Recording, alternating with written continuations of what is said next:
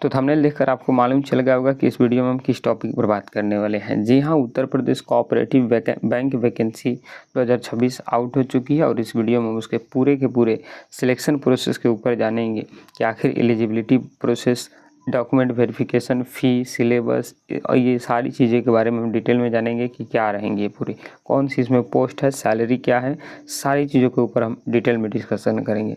तो जो भी कैंडिडेट अगर इस भर्ती में इच्छुक है, डेफिनेटली आप वीडियो को कंटिन्यू करिए, बहुत सारी जानकारी यहाँ से आपको प्राप्त हो जाएंगी। चलिए हम वीडियो को शुरू करते हैं। हाँ जी, तो ध्यान देंगे। सबसे पहले बात करते हैं ये जो वैकेंसी की, तो वैकेंसी आप जानते हैं उत्तर प्रदेश कोऑपरेटिव बैंक की वैकेंसी है। पद का नाम वही है, पद जो होता है इसमें मैनेजर का, जूनियर मैनेजर का, असिस्टेंट बैंकिंग क्लर्क और टाइपिस्ट का और असिस्टेंट इंजीनियर का। इतने पदों पर ये वैकेंसी आई है। कुल 116 पदों पर 116 पदों पर ये वैकेंसी आई है। आवेदन शुरू 25 मार्च से होगी और आवेदन करने की अंतिम तिथि 25 अप्रैल तक है।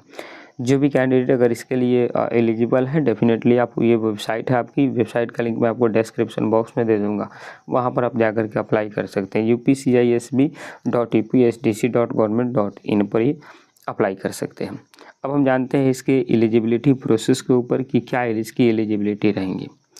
तो यदि आप यूपी कोऑपरेटिव बैंक की वैकेंसी 2026 के लिए ऑनलाइन आवेदन करना चाहते हैं तो आपको कुछ नीचे दी गई जानकारी आपके पास होनी चाहिए। सबसे पहला क्या जानकारी है, उम्मीदवार उत्तर प्रदेश का मूल निवासी होना चाहिए। तो जो भी कैंडिडेट उत्तर प्रदेश के हैं आप यहाँ पर रुक जाइए। उम्मीदवार की आयु 21 वर्ष से लेकर 40 वर्ष के बीच में होनी चाहिए। उम्मीदवार अनुसूचित जाति और अन्य पिछड़ा वर्ग ओबीसी से होना चाहिए। इसमें जनरल का कोई वैकेंसी इसमें नहीं है, तो जनरल वाले यहाँ से आप हट सकते हैं। एससी और ओबीसी के लिए है। और उम्मीदवार के पास इसमें कुछ दस्तावेज होनी चाहिए। अब कौन कौन से दस्तावेज, तो ध्यान देंगे इधर दस्तावेज के ऊपर, आधार कार्ड, शिक्षा से संबंधित संपूर्ण दस्तावेज, मतलब 10th का इसमें मार्कशीट, 12th का मार्कशीट, बैचलर डिग्री का मार्कशीट, अब क्या क्या है वो आगे हम जानेंगे। निवास प्रमाण पत्र, जाति प्रमाण पत्र, हस्ताक्षर, passport size photo, email ID और मोबाइल नंबर, ये इतने चीज़ें डॉक्यूमेंट आपके पास होनी चाहिए। अब सबसे ज़्यादा क्वेश्चन आता है कि एजुकेशन क्वालिफ़िकेशन के ऊपर। तो देखिए पोस्ट वाइज है। यदि आप मैनेजर के पोस्ट पर फॉर्म अप्लाई करना चाहते हैं तो किसी भी मान्यता प्राप्त विश्वविद्यालय से संबंधित विषय कॉमर्स, इकोनॉमिक्स, मैथमेटिक्स, स्टैटिस्टिक्स या बिजनेस एडमिनिस्ट्रेशन में स्नातक की डिग्री आपने पास करा हो तो आप इस मैनेजर की पोस्ट के लिए अप्लाई कर सकते हैं। अगर आप जूनियर इंजीनियर के लिए जा रहे हैं, जूनियर मैनेजर के लिए जा रहे हैं, तो स्नातक डिग्री आपके साथ कंप्यूटर का बेसिक ज्ञान और कोऑपरेटिव सेक्टर का ज्ञान रखने वालों को इसमें वरीयता दी गई है कि ग्रेजुएशन तो आपके पास होना ही चाहिए, कंप्यूटर का आपको बेसिक लैंग्वेज नॉलेज भी होनी चाहिए। और यदि आप असिस्टेंट कैशियर के लिए जाना चाहते हैं तो किसी भी विषय में आपको स्नातक डिग्री प्लस में सीसीसी का सर्टिफिकेट आपके पास होनी चाहिए। और यदि आप असिस्टेंट टाइपिस्ट के लिए जाना चाहते हैं तो स्नातक डिग्री प्लस हिंदी अंग्रेजी में टाइपिंग होना चाहिए और सीसीसी का सर्टिफिकेट भी होने चाहिए। और यदि आप चौथे पद असिस्टेंट इंजीनियर के लिए जाना चाहते हैं तो सिविल इंजीनियरिंग में डिग्री आपने या तो बीटेक किया हो या बीई किया हो, ये होना चाहिए आपका। तो जो भी कैंडिडेट अगर इसमें एलिजिबल हैं, डेफिनेटली आपको ये फॉर्म भरना चाहिए।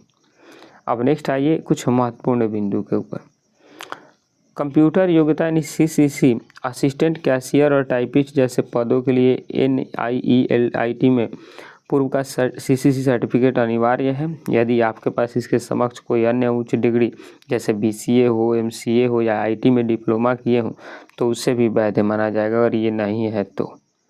और स्नातक की बात करते हैं तो सभी पदों के लिए किसी मान्यता प्राप्त विश्वविद्यालय से स्नातक होने चाहिए और अंतिम वर्ष के छात्र आवेदन के लिए पात्र नहीं होंगे जब तक कि नोटिफिकेशन में विशेष छूट न हो।